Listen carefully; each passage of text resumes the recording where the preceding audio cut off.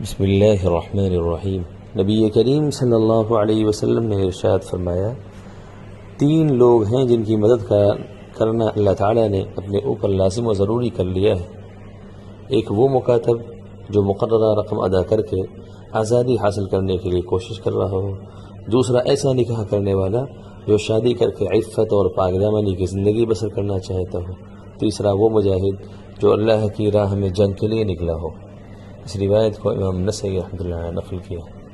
اس حدیث کا خلاصہ یہ ہے کہ تین قسم کے لوگوں کی اللہ تعالیٰ ضرور مدد فرماتے ہیں۔ اس میں سے ایک وہ مکاتب ہے۔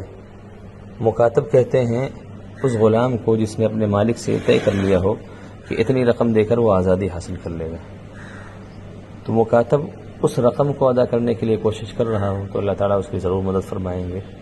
دوسرا وہ شخص ہے جو نکاح کر کے پاک دامنی کی زندگی کو بسر کرنا چاہتا ہو اور زنا اور مواقع زنا سے اپنے آپ کو محفوظ کرنا چاہتا ہو، ایسے شخص کی بھی اللہ تعالیٰ ضرور مدد فرمائیں گے۔ اور تیسرا وہ مجاہد جو اللہ کی راہ میں جنگ کے لیے نکلا ہو، اللہ تعالیٰ اس کی بھی مدد فرمائیں گے۔